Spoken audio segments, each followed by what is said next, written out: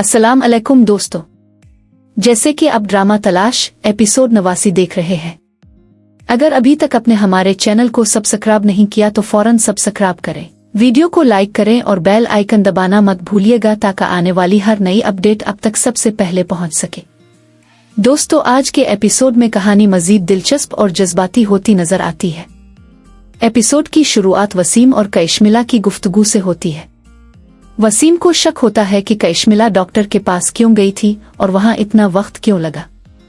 वो इससे बार बार सवाल करता है, लेकिन कैशमिला थोड़ी घबरा जाती है और फिर बड़ी समझदारी से बात को घुमा देती है। वो कहती है कि इसे वहां अपनी कॉलेज की एक पुरानी दोस्त मिल गई थी और इसी वजह से वो काफी देर तक बातों में मसरूफ रही। लेकिन वसीम इसे दोबारा डॉक्टर के पास जाने से रोक देता है। इस पर कैशमिला इसे समझाने की कोशिश करती है कि अगर वो चेकअप नहीं करवाएगी तो डॉक्टर को शक हो जाएगा, क्योंकि डॉक्टर उसकी उम्मी की दोस्त है। इस सीन से अंदाजा होता है कि कैशमिला बज़ाहिर मासूम नजर आती है, मगर हकीकत में वो काफी ज़हीन और हालात को अपने हक में मोड़ने वाली लड़की है। दूसरी तरफ कहानी एक बहुत ही जज्बाती मोड़ लेती है जब कैशमिला को अपनी माँ की बीमारी के बारे में पता चलता है। इसके वालिद इसे बताते हैं कि इसकी माँ को खून का कैंसर हो गया है। ये खबर सुनकर कैशमिला शदीद सदमे में चली जाती है।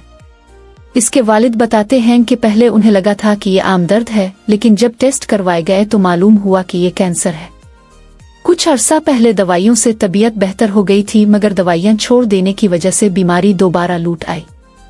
ये सीन वाकई बहुत जज्बाती होता है, क्योंकि कैशमिला अपनी माँ के लिए बहुत परेशान हो जाती है। इसके वालिद इसे तसल्ली देते हैं कि अगर वो बाकायदगी से दवा लें और एहतियात करें तो उम्मीद है कि वो जल्द ठीक हो जाएंगी। उधर घर में एक और मसला खड़ा हो जाता है।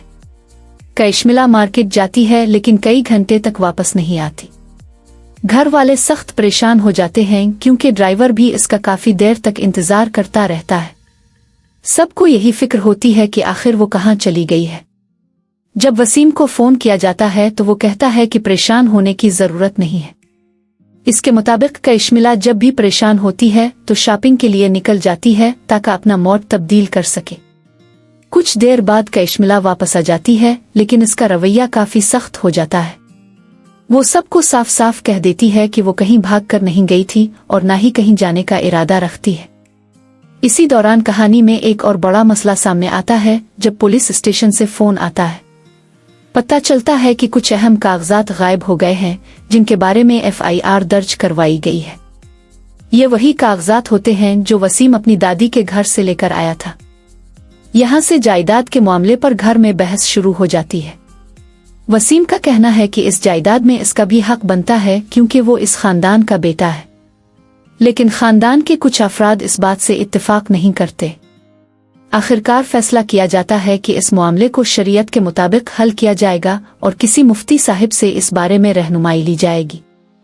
एपिसोड के आखिर में हमें एक और मशकूक सूरत-ए-हाल देखने को मिलती है। एक किरदार को महसूस होता है कि शायद इससे कुछ बातें छपाई जा रही है। जब इससे फोन और ATM कार्ड वापस ले लिया जाता है तो इसे लगता है कि इससे आहिस्ता आहिस्ता इख्तियारात भी वापस लिए जा रहे हैं।